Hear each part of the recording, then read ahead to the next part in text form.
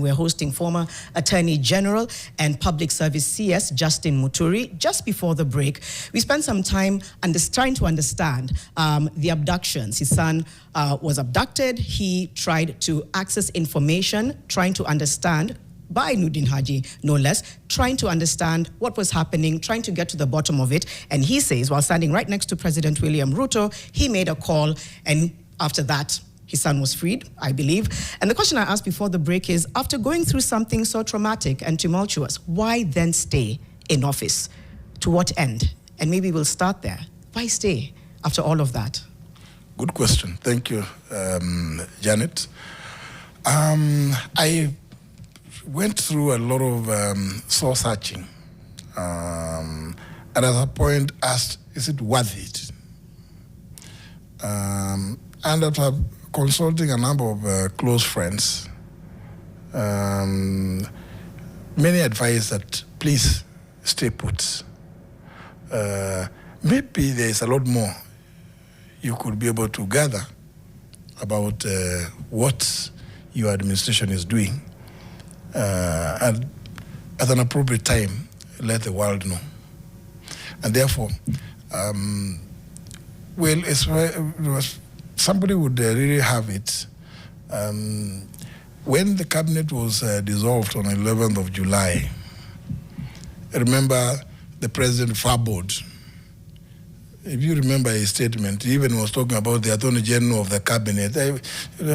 I called him, asked him, boss, what is wrong with you? There's no Attorney General of the cabinet. It's the Attorney General of the Republic of Kenya. And I told him, you cannot dismiss the Attorney General under Section 12 of the Office of the Attorney General Act without setting up a tribunal, because if you read that section, it puts 5 grounds, and grounds can only be established through a semi or quasi-judicial process, namely a tribunal. In fact, now that the other day, and I have a lot of respect for my Muslim brothers and sisters, but I thought the way he said it the other day at the iftar dinner, it was so casual. In fact, I began wondering, do we have a... When you're talking about endowment funds? Yes. Okay. There is nothing like that called the Muslim Endowment Fund in the first instance. So it means that he did not consult anybody. He just rose up and spoke just like the way he's doing on top of vehicles, saying anything that... I want to come back and say, okay, so you say that you sought counsel and you were encouraged to stay, and that by staying you'd be able to uncover. But is that really in the spirit of the interest of Kenyans? Because one might argue that would have been the right time to say, this is a broken system. I mean, everything you've just described, having to make several calls on an individual level for an issue that has affected hundreds of people, already it's a broken system. Why stay within there as opposed to saying, I'm stepping out because my integrity cannot let me stay within a system that's not serving the people of Kenya? It almost sounds like staying to uncover something it's a personal vendetta. And that supersedes, if a personal vendetta supersedes the interest of Kenyans, then that's also frightening.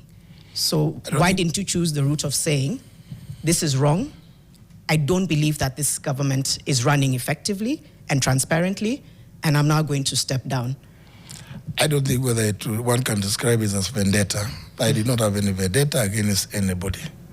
And to find out what exactly the problem is or had been, it was necessary at the time from close advice, which I considered and took.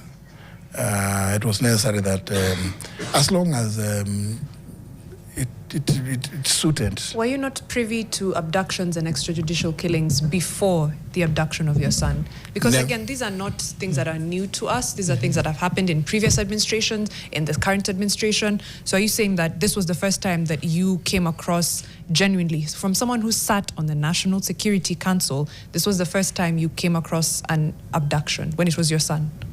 No. But see, it must be understood that the docket that deals with criminal matters is not in the, it does not reside with the Office of the Attorney General. and that anything to do with criminality would be reported, even at cabinet level, even at the National Security Council level, would be reported through the CS Interior. But it had never been reported, other than discussing generally the events surrounding the. But you are privy to. Yeah. So if you're discussing that and you're in the national. When you say privy, I'm a bit hesitant to respond, because privy, I don't know, maybe you could look at the exact meaning, knowing that there were abductions. Maybe perhaps you could, that would be a better one. So you knew that there were abductions? Of course. It was public knowledge. By the government? Security agencies? Let me say this. It was never stated that it was by security agencies. In fact, other than the usual, political statements that we used to make during the campaigns, nobody ever disclosed that it was being done by the security agencies. Not during campaigns, at the National Security Council level, at those high-level government. Nothing like that was ever raised.